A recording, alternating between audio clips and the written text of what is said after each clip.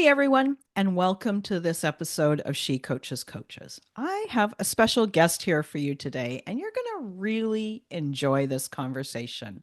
Her name is Megan Yelaney, and she is a business strategist who has helped over 1,000 coaches stand out online and sell their offers by developing a magnetic brand rooted in what makes them distinctively different.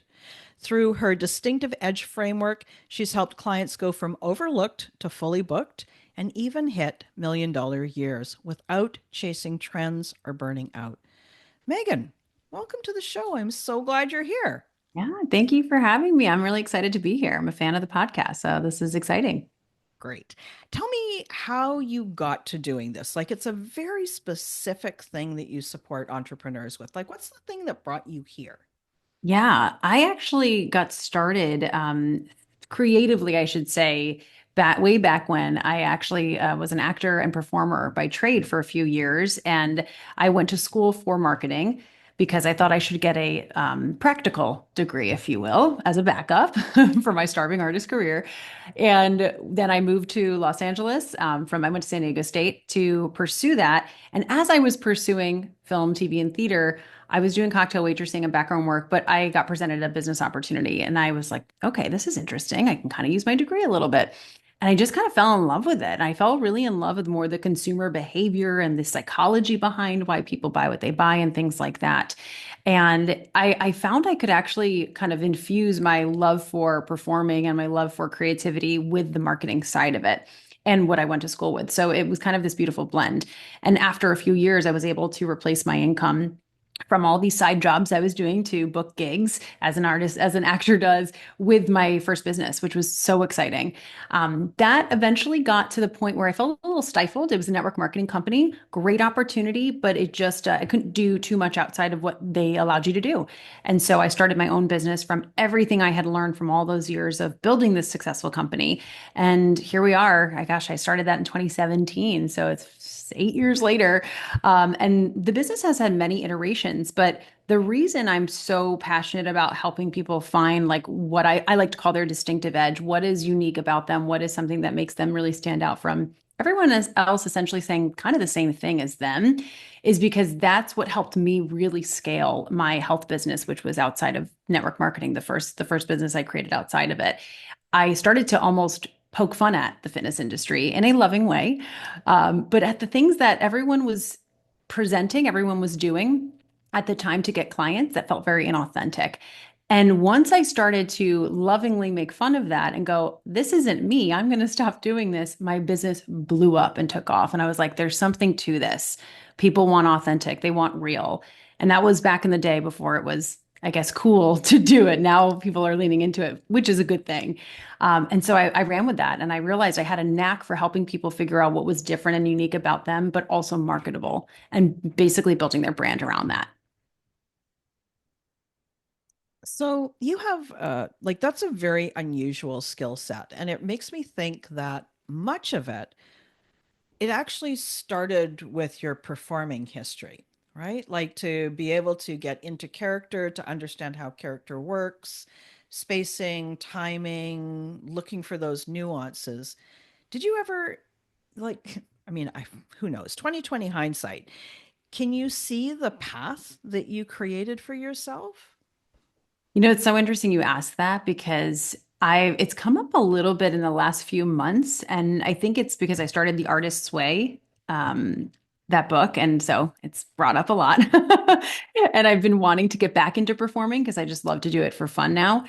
And I was thinking, wow, a lot of the people that I have worked with started in that field, or they're passionate about music or art or theater, whether they're doing it actively or they just love it themselves. So I'm like, I'm attracting a lot of those people, those creatives, not surprised. That's the energy I think I put out too. And so I think my creative background and my theater background definitely paved the way for, let's say, a non-traditional life. I always felt like the route I was going to choose was going to be different, even though I went to business school and got a more traditional, degree, if you will. I immediately said, okay, great. I have this great degree. Let's go to LA and try to become an actor. And so think I just always thought the thrill of life is doing the unexpected, is trying to do something that's kind of hard and risky and failing and then succeeding and then failing and then succeeding and just that whole journey. And so, yeah, I hope that answers your question, but I can see definitely how that unpredictability almost was exciting for me to figure out how to make it work. Yeah, and how it's sort of unknowingly, it's like there was a jigsaw puzzle, which it's not finished yet because there will be other iterations for you and your business. But Yeah. it's like all these pieces that you might not have known, oh, that's an edge piece, or that's a corner piece or whatever when you're making a jigsaw puzzle and putting it together. You were unknowingly putting these pieces into place. Yep. It's kind of a cool, I don't know, journey. I'll call it Yeah. journey. Yeah, evolution, maybe that's a better word for it.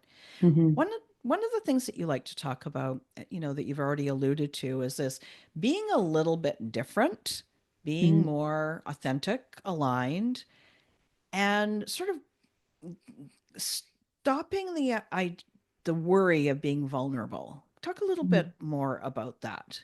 Yeah. I think, especially in today's age with AI and all of these things that we have now, it makes it almost too easy sometimes to create content or quote unquote share your story in a way that kind of sounds like everyone else's.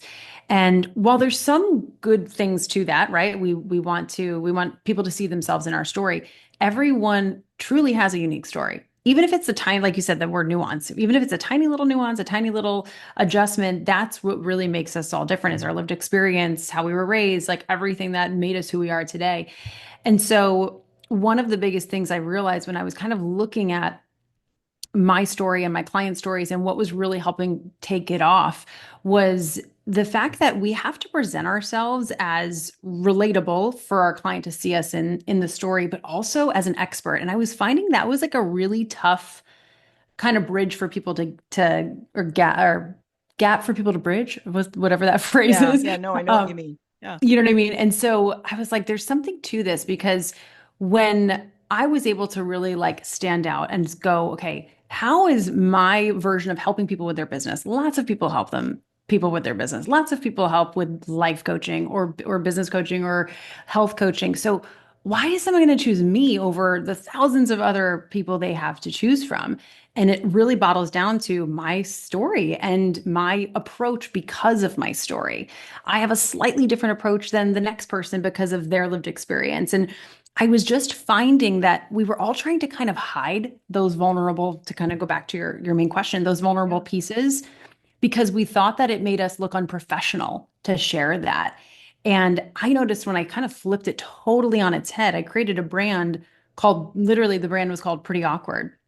And it was about just being your pretty awkward self and letting those quirks and all that those eccentricities like shine. That's when things started to take off because I didn't sound like everyone else who copy pasted from like a LinkedIn template or something like that. And when I started to be very honest about what was really going on behind the scenes, how I was really feeling in those struggle points, that's when people started resonating. When I wouldn't just say, I for health, for example, when I was sharing my health story, I struggled with my relationship with food. Instead of saying that, I got very specific. Like I would obsess, I would have binge eating episodes, I would do this or this or this. And when I started to get more specific and share the stuff that I was scared to share, that's when everything took off. That's when everything changed because other women were like, oh my gosh, that's what I'm actually going through. I just experienced that moment yesterday. So, getting very, if you can like walk through a day in your client's life, what are those moments that they go through every single day that you can relate to, that you can say, I was standing in the kitchen experiencing this as well? And kind of amassing these moments that you can share to like start to share your story more vulnerably. And I know it's very nerve-wracking, but from experience and all of my clients who've done it as well, that's what really connects you. And it seems way more scary than it is once you do it. It's kind of like a very cathartic experience too. Hmm. What do you think your clients need permission wise to make that step? Like it's a courageous step to get Yes, real, you know? for sure. What do you think they need permission wise? I think it's a great question. They need permission wise to let themselves for lack of a better word, like look wrong or not look professional. They need promo. I'm safe just as I am. Yeah. So permission wise, I think they need permission to be messy, to be, I guess wrong is the word, to to do something and share their story and maybe not get the reaction that they thought and have no expectations in that sense. I think a big thing that stops a lot of people from sharing vulnerably and sharing what's actually going on behind the scenes is fear of what other people will say, is fear of judgment, especially from people they know, close friends, family, coworkers. I've had a lot of clients build their business while they're also in a job, and they're so scared that their coworkers are going to see them and make fun of them. And what I find is 9 times out of 10, they're not actually making fun of them at all. They're inspired by them. And if they are, it's a projection. They're like, I wish I could do that. I wish I could, be that brave, or I wish I could put myself out there, or I wish I could admit that. And so I think it's that permission to almost be judged, but also realize it's actually probably not going to happen like you think, because it's really more of a projection, if anything. Does that make sense? Yeah, it totally does. It just, as you were describing that, it reminds me of one of the reasons that I see coaches not progress as fast as they could is that they don't feel safe, right? Mm-hmm. And so when you don't feel safe, like if you look at the old Maslow's hierarchy, we need to feel safe and secure before we can start moving up that hierarchy, before we get to that next level of what we're willing to do, what we're looking for, what we're even interested in. And Mm-hmm. so when you consider that business is often a personal growth crucible, Mm-hmm. you've got this, the message that you're saying sounds so great. And then it's like, I'm already nervous. And now you want me to do what? Yeah. Right.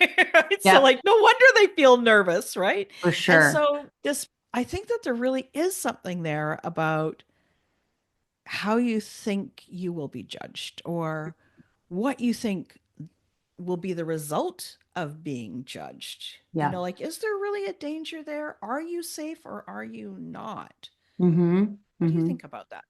Yeah, a couple of things that came to mind. One is looking for expanders, and the other is like a worst case scenario kind of exercise that I was taught a long time ago. I'm sure you've done many iterations of.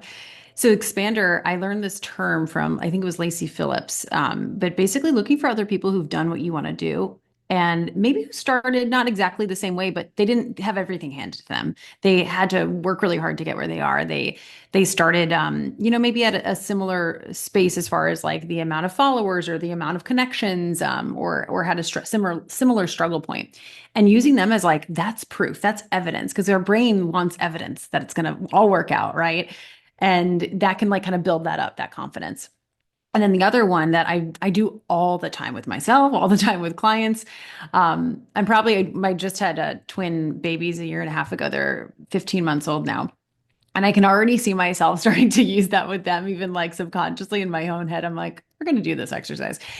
Is when you're scared of something, what's the worst thing that actually could happen? Because when we really break it down, it's actually not much worse than what you're currently experiencing, most likely. I just did this with a client who was very close to leaving her full-time job. Very, very close. She's getting to that point where she's almost fully replaced her income. And she's so excited and so terrified at the same time. And so we said, okay, what's the worst case scenario? You go back to the job. She's in a healthcare position that there's always, always, always a job for her. And she's like, so I'm literally living my worst case scenario. And I remember a mentor of mine telling me that story about her with teaching. She left teaching. And I was like, wow, that's wild. You're literally living your worst case scenario. And that's not going to be the case for everyone. But even when you peel it back and you peel it back, you realize it's actually not as bad as we think. We just kind of make it this huge, huge thing. So yeah, I think those two can really help ground people a little bit, even though it sounds kind of scary to do. Yeah, but then if you've worked through the worst case scenario, and if something even a little bit like that happens, it's like, it's okay. I've got a contingency plan. I'm good, right? Like, I can Yep, I can manage that. for sure. So if somebody says, okay, They climb up the ladder to that 10-meter diving board. You're in the States, so it's like a 30-foot diving board. Top of the 10-meter diving board. And they're like, yeah, I'm going to do this. They got their Speedo on and they're, adjusting the straps and everything. Where do they start? When it comes to I love how you put that question.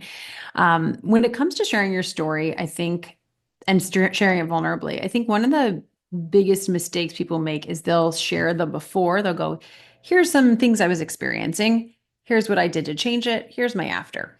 Where I recommend they start is not just describing a bunch of experiences or feelings, but what was a pivotal moment?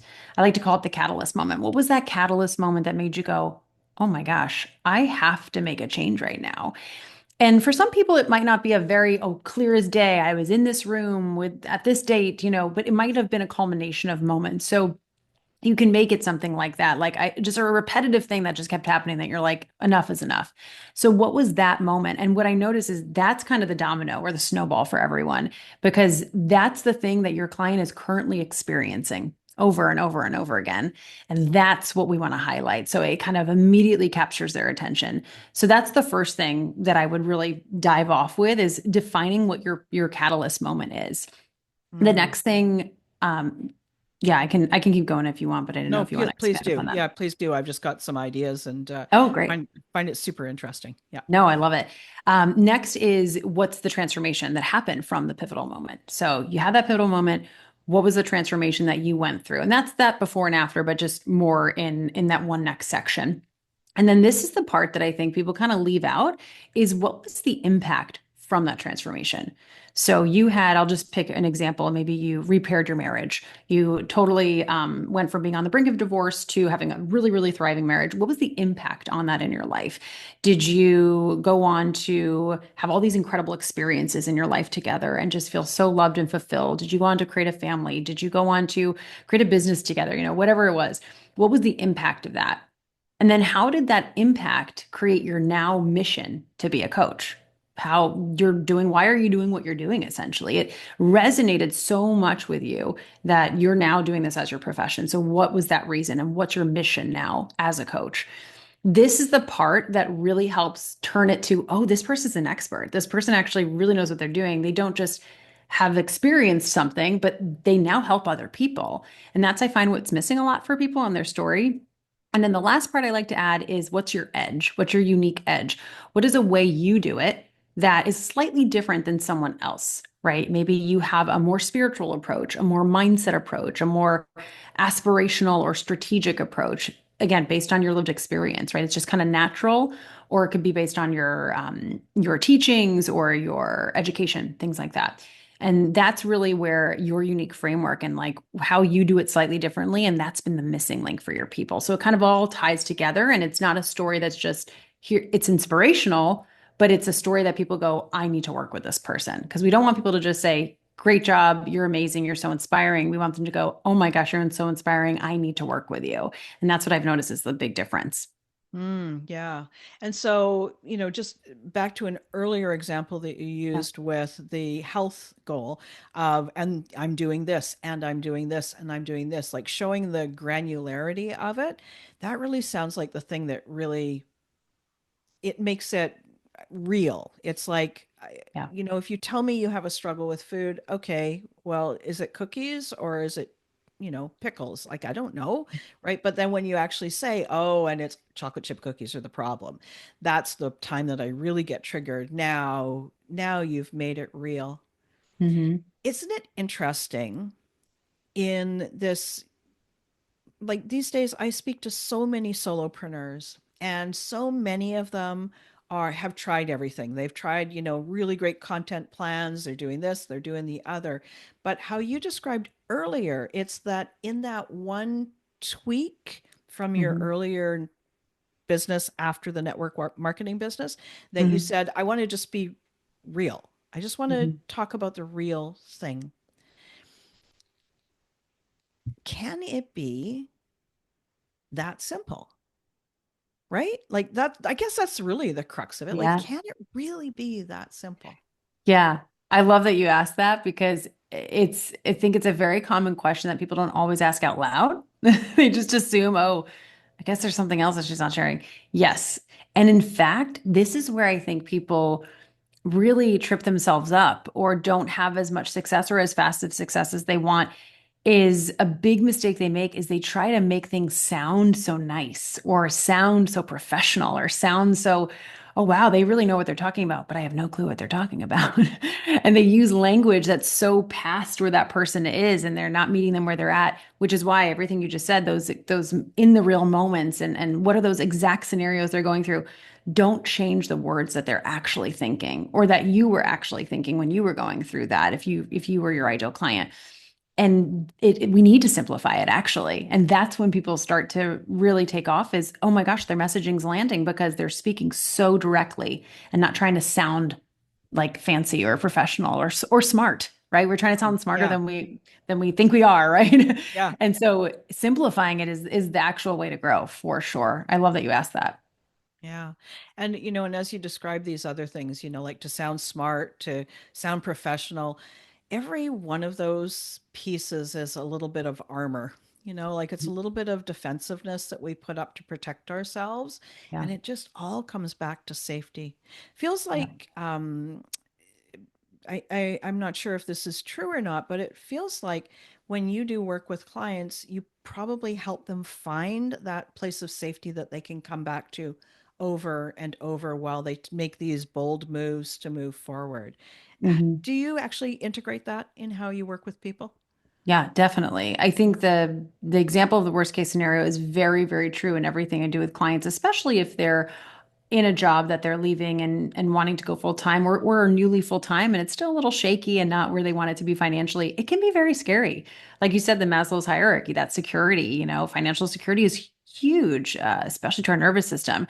And so, not that it's like, I guess it's a contingency plan. I guess you could call it that, but it's more so a grounding of like, here are all the evidence to support that I'm safe. Here is like what can ground me, and kind of having that, whether it's like a physical representation, a visual on your phone, because it's so, like you said, it's so scary to put yourself out there, and we make it this whole big thing.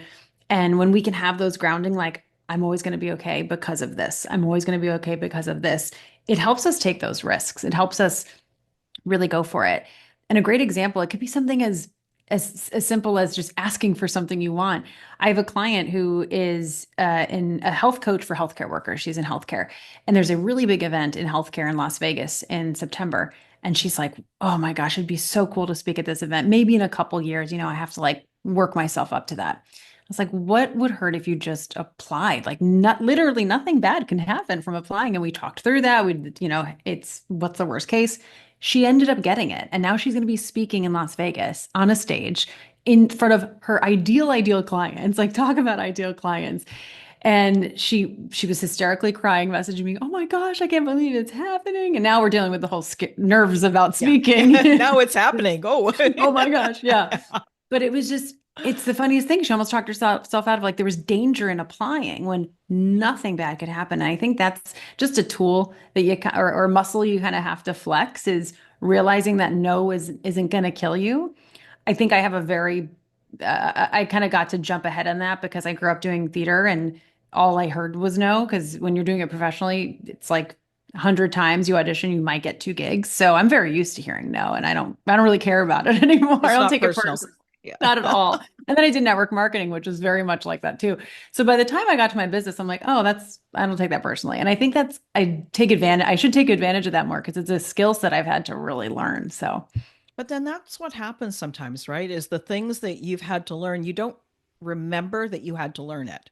yep, Right. And yep. so, as you were describing sort of the structure of how somebody might approach their story in these different parts and how they might talk about it, when you're talking about that unique edge down towards the end of it, like what makes you uniquely different, do you find that your clients go, "Oh, that old thing?" Like when you say, "But this is so unusual and so amazing about you." And they're like, "Well, doesn't everybody do that?" Like, so how do you get that context and help them see that that context is there? Yeah, that's oh my gosh, it's a very common response, especially for people who are like, my life is boring. I do the same thing every day. I'm like, me too. I get it. I do the same thing every day. I think we all do. And they think they have to have this like fancy story or big rags to riches, for it to stand out. And what I notice, and I have to remind myself of this all the time, is the basics are the basics to you because you already understand them. They're so ingrained in you. But what's so ingrained to you or what's so natural to you is actually 5 steps ahead of your client. And that's all you have to be is a few steps ahead of them. And they're like, oh my gosh, I didn't even realize that was possible. That for a good example is I help a lot of health coaches and a lot of them will help people with macros and knowing how much to eat as far as carbs, fats, proteins. And they think, well, everyone knows what that is. I'm like, I didn't know what that term was until I got into this industry and no clue what that meant. I was like, what's a macro? And how much protein Macro, should I be eating? yeah. I didn't know any of that stuff. And so because I wasn't in it. And so I think it's important to realize the basics are the basics to us because we know it so much. And then another thing to tie in there too is even if you're the process you take clients through, let's say, I'm sure a lot of people might go get a certain certification and get the same certification. So they go, well, I'm following the same process as so and so. But I bet you the way you use that process is slightly different because of your story, because of your approach. Maybe you do have a little bit more of a strategic approach or a little bit more of a mindset approach, or you take a deep breath or you pray with them before, whatever your process is. That little difference can be the difference maker for someone choosing you over someone else and feeling "Oh, this person gets me. I have a similar value as them. That makes me feel safe because they do that. Or that doesn't make me feel safe and they're not my person and that's okay too to draw your line in the sand. So I think those two things of like weaving it into your process and starting to look at tiny little things you do within working with clients that are maybe even slightly different than someone else and really marketing those. Yeah. And really taking a stand that they actually are different, that they are a unique identifier, right? Yes, they are. Even the tiniest that's we're all I mean we all essentially at our core want the same things, really. If we could Yeah. we're all trying to get the same stuff at the end of the day. So everyone's the same in that way, but we all have these tiny little differences that really make them go, "Oh yeah, I'm going to remember that person because of this little thing." And That's that's right. when someone's out at the store and something reminds them of you. And it could be the tiniest little thing and now that's what you come up and a fun example is it doesn't have anything to do with business, but it's helped me connect with so many future clients is I am a big Harry Potter fan and I grew up loving Harry Potter and connecting on that with my dad and all these other things. And I to this day, every single week, someone will send me a meme or a GIF or a post about it. And a lot of times that conversation ends up resulting in them signing up as a client. And it had nothing to do with business, but it was just a little fun thing that we shared in common. Yeah. Yeah. And it's such a cult classic as well. I guess it's past that, like it's sort of part of the regular vernacular now. Mhm. That is so cool. Okay. So, what is one thing that you would love to share with the listeners that you haven't shared yet? Something that's just like, yeah, this one thing is important. Mhm. That's a great question. I would say the one thing I want to share is that if in your heart, if you're in like a tough season right now, because it's a little bit as we're recording this, it's a tough time just in the world, and I think the industry is going through a lot of changes, necessary changes, but a lot of changes. I think people can get very discouraged if things aren't happening as fast as they want. And while there can be very fast success, that's totally possible. I always like to tell myself and my clients the time's going to pass anyway.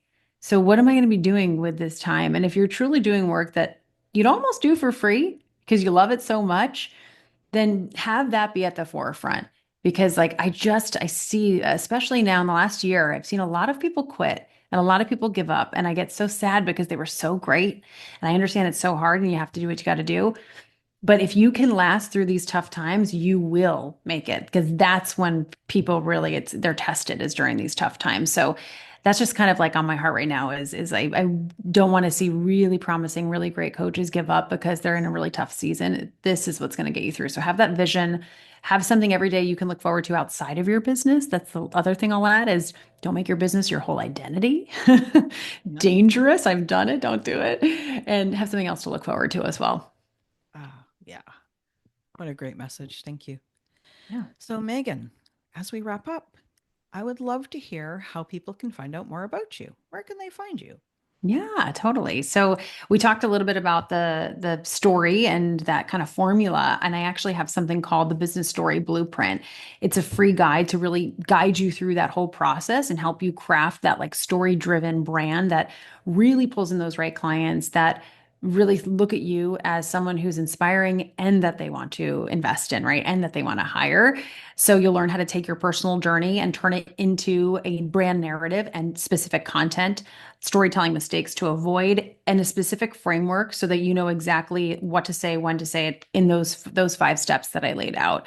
And I even have with it a couple of the accompanying emails show you how to put it into a video reel with pictures and audio. And I take you through a whole tutorial and then also an email to your list as well. So you can go to meganyelaney.com/business story blueprint to grab your free copy.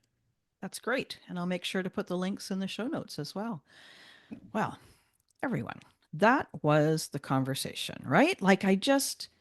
I got so many ideas from everything that Megan shared, everything from this place of how to keep yourself feeling safe so that you're willing to go out and make these changes and to be more authentic and really, I don't know, kind of claim that greatness that's waiting for you. I think that your story is so much a part of you in any case. And she's done such a lovely job of reminding us why it's important and how it's going to help and how it's actually part of the way that we can help our clients best, I would say. Mhm. So thank you so much for joining me, Megan. Really appreciate it. And I appreciate all the listeners as well. I appreciate your time. I love you. I so am thankful that you spend your time with me. And I hope you take this episode and go and apply it. Go and download that freebie and get to work. Find your story and really start to put that into your business. Thanks so much, everyone. We'll talk to you soon.